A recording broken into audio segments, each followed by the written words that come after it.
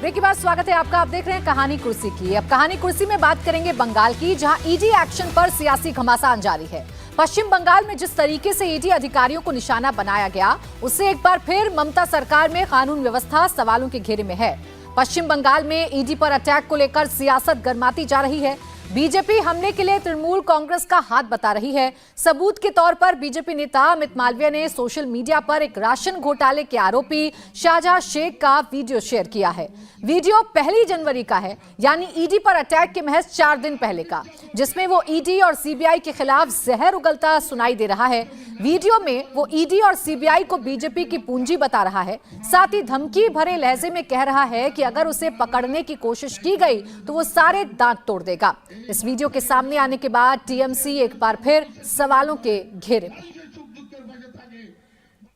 अब देखिए ममता राज में कैसा है कानून व्यवस्था का हाल। कैसे पश्चिम बंगाल में ईडी की टीम पर प्लानिंग के साथ हमला हुआ, क्या था हमले के पीछे का मकसद, कैसे ईडी अधिकारियों की जान पर बनाई, ये सब अब हम आपको सुनाने जा रहे हैं। इंडिया टीवी संवाददाता अतुल भाटिया ने हमले में घायल ईडी अधिकारी अंकुर गुप्ता से अस्पताल में बातचीत की। सुनिए पूरी घटना की एक एक सच्चाई, खुद ईडी अधिकारी अंकुर गुप्ता की जुबानी।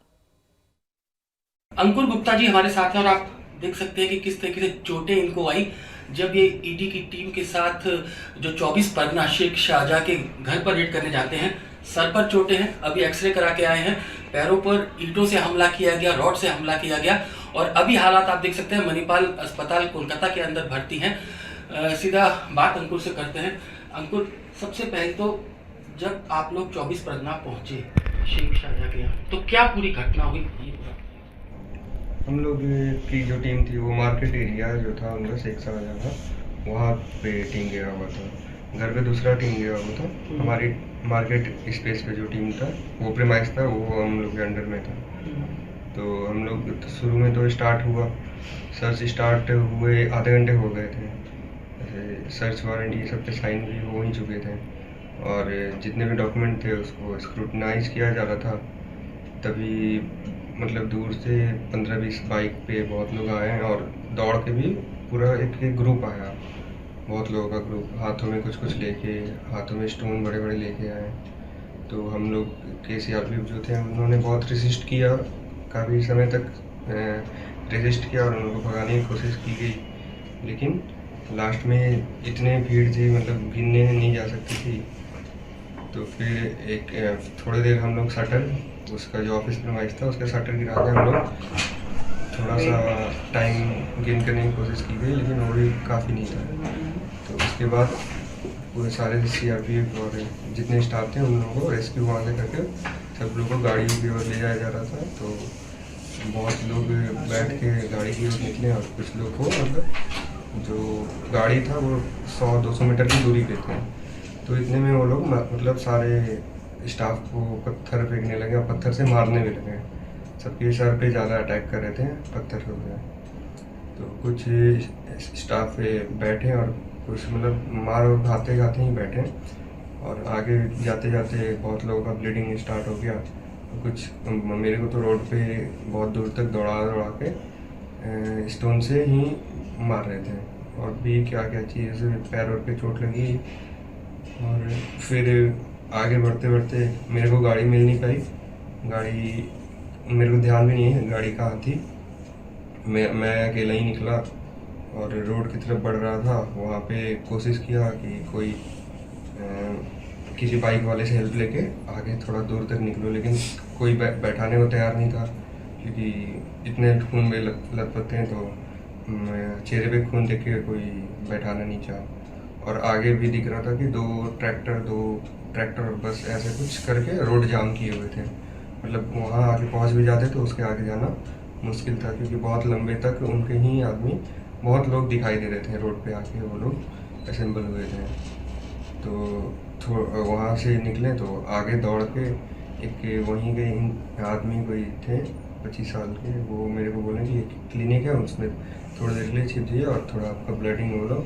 वो एक डॉक्टर वहाँ बैठते थे तो वो आपका थोड़ा हेल्प कर देंगे, थोड़ा सा फर्स्ट एड दे देंगे। तो आधे घंटे के लिए हम वहाँ रुके थे, लेकिन तब तक शायद भीड़ वाले को पता नहीं था कि मतलब हम ये शटर के अंदर छिप के ऐसे अपना ट्रीटमेंट करा रहे हैं। तब जाके भीड़ खत्म हुई, फिर भी लोग वहाँ बाहर ऐसा आवाज़ और हल्ला सुनाई दे रहा था। तो ऐसे ये जो क्लिनिक के डॉक्टर थे वो काफ़ी हेल्प किए, और वहाँ से निकलने में उन्होंने अपने किसी रिश्तेदार या फिर किसी को फ़ोन करके एक बाइक वाले को बुलाया था।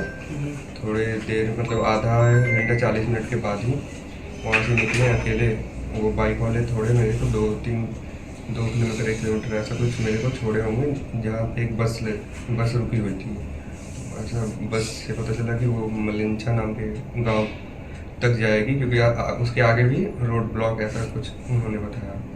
तो बस से मैंने मलिंचा जो था वहाँ तक पहुँचा, और मलिंचा पहुँच के फिर वहाँ पे एक और बस चेंज करके थोड़ी दूर और गए। तो फिर अपने ऑफिसर्स लोगों से कोऑर्डिनेट करके फिर उन लोग की गाड़ी में बैठ के मैं ऑफिस आया। फिर ऑफिस से आया।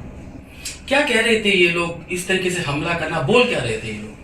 ईडी भागो, सेंट्रल एजेंसी को बांग्ला भाषा में कुछ बोल रहे थे।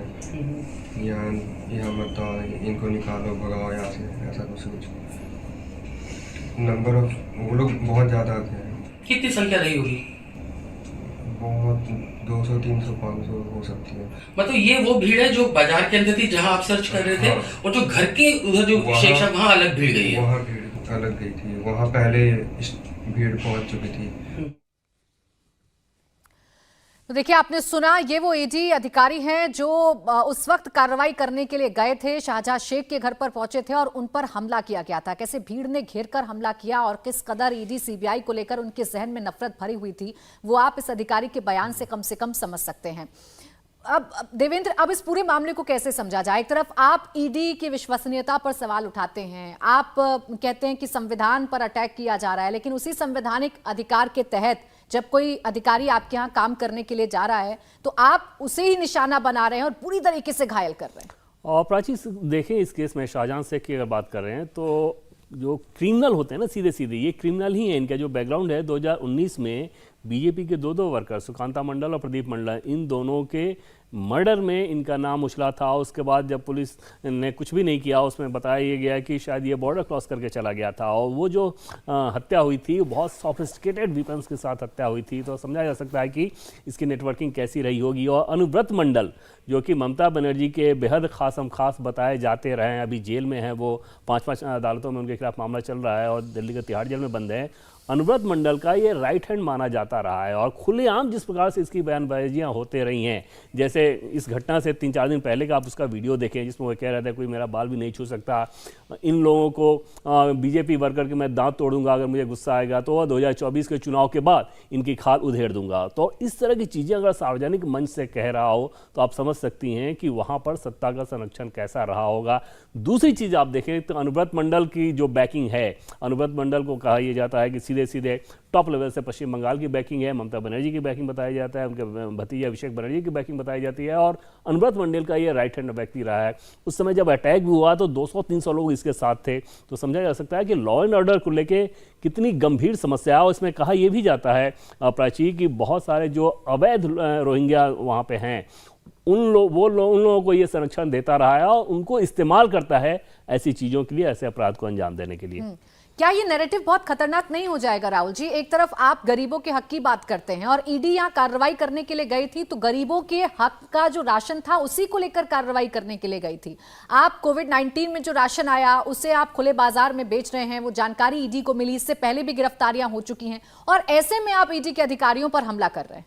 देखिए, इस तरह की जो कार्रवाइयाँ होती हैं, जो राजनेताओं की भीड़ जो है इस तरह की कार्रवाइयाँ करती हैं, और अगर उसमें जो राज्य सरकार है उसका भी संरक्षण जो है प्राप्त होता है, तो ऐसे में फेडरल स्ट्रक्चर जो हमारा है उस पर कहीं ना कहीं चोट का सा वो होता है। हम अगर इसी तरह से ये चलता रहेगा तो कोई ना कोई जो राज्य सरकार है वो केंद्र के किसी अधिकारी को वहाँ काम नहीं करने देगी, या अगर उनको लगेगा केंद्र का अधिकारी जो है वो किसी एक व्यक्ति जिसको वो संरक्षित कर रहे हैं उसके खिलाफ कुछ करने जा रहा है तो उसको रोकना शुरू कर देगी। ऐसे में ये जो एक संवैधानिक समस्या पैदा होगी वो ज़्यादा बड़ा खतरा है इस पूरे मामले में। और जिस तरह की बातें वहाँ उसके बाद कांग्रेस की तरफ से भी की बात आई कि टीएमसी को लेकर, और लेफ्ट की तरफ से भी ये कहा गया कि ये सही नहीं हो रहा है, ये सब कुछ खराब है और ऐसे में टीएमसी जो सरकार है उसको इसका जवाब देना पड़ेगा।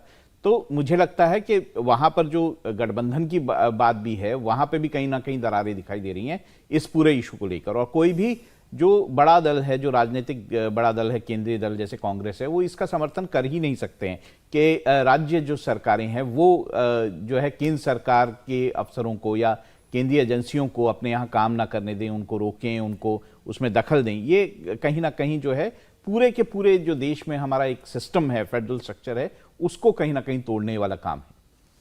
बिल्कुल, और देखिए यही अटैक किया भी जा रहा है। अब बीजेपी पूरे मामले में कांग्रेस को लेकर भी हमलावर है और टीएमसी को लेकर भी हमलावर है। समीर जी, एक ऐसा मुद्दा है विपक्ष के पास जिसमें पूरा का पूरा विपक्ष एकजुट तो कम से कम नजर आता है, वो ईडी सीबीआई को लेकर, केंद्रीय जांच एजेंसियों को लेकर है कि ये बीजेपी के इशारे पर काम करती हैं। लेकिन ये सिचुएशन, ये जो घटना हुई है, क्या इस पूरे के पूरे नैरेटिव को उलट नहीं कर देगी?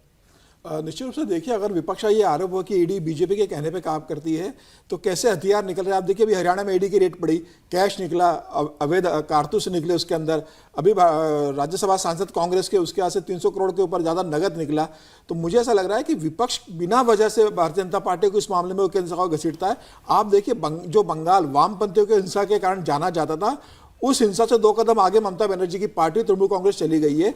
आप अगर तृणमूल कांग्रेस के नेताओं को वोट नहीं दोगे तो आपके नेता की हत्या कर दी जाएगी। किसी बूथ पर अगर वोट नहीं मिल रहा होगा तो उस बूथ को कैप्चर कर लिया जाएगा। यह हिंसा की राजनीति ममता बनर्जी जो राजनीति में लेके आई है, अब वो अपने वहाँ के उनके जो गुंडे हैं वो ईडी और सीबीआई के अधिकारियों पे भी हिंसा करने से बाज नहीं आ रहे।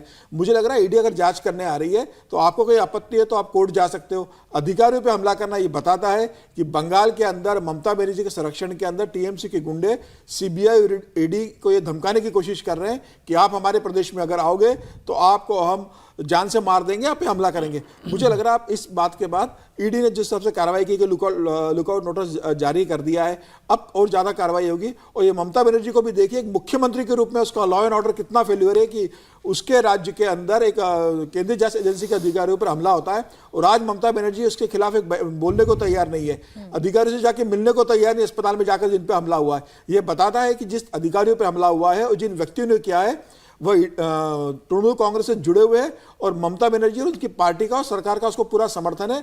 और इसी कारण ये वहां कर जो रोहिंग्या घुसकर आ गए वहां अराजकता की स्थिति उत्पन्न कर रहे हैं। मुझे लग रहा है इसमें केंद्र सरकार को दखल देना चाहिए। हालांकि जो गवर्नर है वहां पर बॉस, उन्होंने इस मामले बहुत गंभीरता से लिया है, गृह मंत्रालय इस बात को बहुत गंभीरता से लिया है। मुझे लग रहा है आने वाले दिनों में हमें इस पे और तेजी से कार्रवाई देखने को मिलेगी। इस बात का जवाब तो संगीत जी देना होगा ना राज्य सरकार को भी कि अभी तक आप ईडी सीबीआई पर आरोप लगाते थे कि विपक्ष के बड़े नेताओं को फंसाया जा रहा है, विपक्ष के बड़े नेताओं पर जानबूझकर ईडी की रेड पड़ती है, सीबीआई उन्हें पूछताछ के लिए बुलाती है। लेकिन ये मामला तो सीधे सीधे गरीब लोगों से जुड़ा हुआ है, उनके राशन से जुड़ा हुआ है। इस मामले में भी अगर कार्रवाई ना करें जांच एजेंसियां तो फिर क्या करेंगी? देखिए, ममता बनर्जी की पूरी राजनीतिक संस्कृति का जो ये हिस्सा रहा है उसको हमको समझने की आवश्यकता है। वो सवाल पूछती हैं, अरविंद केजरीवाल सवाल पूछते हैं, वो जवाब नहीं देते हैं। ममता बनर्जी जवाब नहीं देती हैं। जो राजनीतिक हिंसा की संस्कृति थी पश्चिम बंगाल के अंतर्गत, जिसे वामपंथियों ने लाया, उसको ममता बनर्जी ने पहले से ज़्यादा पुष्ट किया है। और जो उनके सत्ता का केंद्र में है, सत्ता के साथ जो हथियार और ये ताकत, गुंडागर्दी, इसका वो प्रयोग कर रही हैं। वो नहीं चाहती हैं कि पश्चिम बंगाल के अंदर जो है किसी भी प्रकार के भ्रष्टाचार के आरोप में इन्वेस्टिगेशन हो। और क्योंकि उनको पता है कि इन्वेस्टिगेशन हुआ खतरे उनके लिए बढ़ जाएंगे। उनके अभिषेक बनर्जी, उनकी पत्नी, उनके खिलाफ मामला चल रहा है और करोड़ों रुपए पकड़े गए हैं, हथियार पकड़े गए हैं। अब ये राशन का मामला आया है। तो एक घोटाले नहीं है, पश्चिम बंगाल के अंदर एक के बाद एक नए नए घोटाले आ रहे हैं। ममता बनर्जी इस प्रकार से सह देकर की एक और नैरेटिव खड़ा करना चाहती हैं कि देखिए, ये जो ईडी एंड सीबीआई की जो कार्रवाई है वो राजनीति से प्रेरित है, इसमें तथ्य नहीं है और इसीलिए हम प्रतिक्रिया कर रहे हैं। आपने देखा होगा कि कल तृणमूल कांग्रेस के एक प्रवक्ता ने टेलीविजन चैनल पर यह बात कही कि देखिए, ये कुछ जो हो रही है, हजारों लोग की भीड़ जो है एकाएक आ रही है और एकाएक ये जो भीड़ आ रही है वो एक स्वाभाविक प्रतिक्रिया है, और स्वाभाविक प्रतिक्रिया जो है ईडी के एक तरफा कार्रवाई के कारण है, क्योंकि वो भारतीय जनता पार्टी के केंद्र सरकार की एक हथकंडे के रूप में, एक औजार के रूप में उसका प्रयोग किया जा रहा है। इसलिए एक स्वाभाविक प्रतिक्रिया के नाते जनता प्रतिक्रिया कर रही है। ये बताने की कोशिश की जा रही है कि राजनीतिक विद्वेष के कारण इस प्रकार की ईडी कार्रवाई कर रही है, हमारे यहाँ भ्रष्टाचार नहीं है, सब कुछ साफ है। तो देखिए, ये कार्रवाई रोकने की भी प्रक्रिया है और साथ साथ एक नया नैरेटिव खड़ा करने की भी प्रक्रिया है।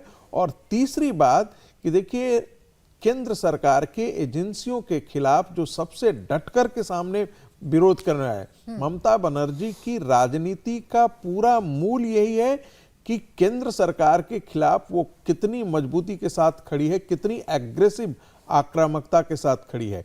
जितनी वो आक्रामकता के साथ खड़ी होंगी, वो उनके मुस्लिम वोट का पोलराइजेशन वहां पर उतना ही ज्यादा होगा। यह भी उनकी राजनीति का एक आवश्यक हिस्सा है और यही कारण है कि ममता बनर्जी जो है ऐसे तत्वों को सह दिए हुए, क्योंकि इनके लिए वही लोग काम करते हैं, पैसा यही लाते हैं, अस्त्र शस्त्र का प्रयोग राजनीति में यही करते हैं। इलेक्शन के समय डराने धमकाने, वोटरों को धमकाने का काम इन्हीं के द्वारा किया जाता है। भ्रष्टाचार के जो पैसे हैं, जिसका इन्वेस्टमेंट जो है वो चुनाव के समय इन्हीं लोगों के द्वारा आता है। तो इन सारे लोगों पर ममता बनर्जी का संरक्षण है और केंद्र सरकार को चाहिए कि इन चीजों को बहुत गंभीरता से ले और उनके पास एक कॉन्स्टिट्यूशनल व्यवस्था है। वो चाहे तो सरकार को, राज्य सरकार को चेतावनी जारी कर सकता है। गृह मंत्रालय, मुझे लगता है राज्यपाल जब रिपोर्ट देंगे तो राज्यपाल के रिपोर्ट के बाद ये देखना होगा कि केंद्र सरकार जो है, गृह मंत्रालय जो है, इस प्रकार की चेतावनी जारी करता है या नहीं करता है। अब बंगाल में तो हिंसा हो गई, बंगाल में तो ईडी के अधिकारियों को निशाना बना दिया गया, लेकिन ईडी की कार्रवाई तो बाकी स्टेट्स में भी जारी है और बाकी स्टेट्स में क्या रुख विपक्ष का सामने आ रहा है। छत्तीसगढ़ में भूपेश बघेल का नाम चार्जशीट में शामिल आ चुका है महादेव ऐप के मामले में। हेमंत सोरेन को कई बार ईडी समन कर चुकी है, केजरीवाल को समन किया जा चुका है, लेकिन ये नेता ईडी के सामने पेश नहीं हो पा रहे हैं। इस पर भी आगे चर्चा करेंगे। एक छोटा सा ब्रेक ले रहे हैं, आप देखते रहिए कहानी कुर्सी।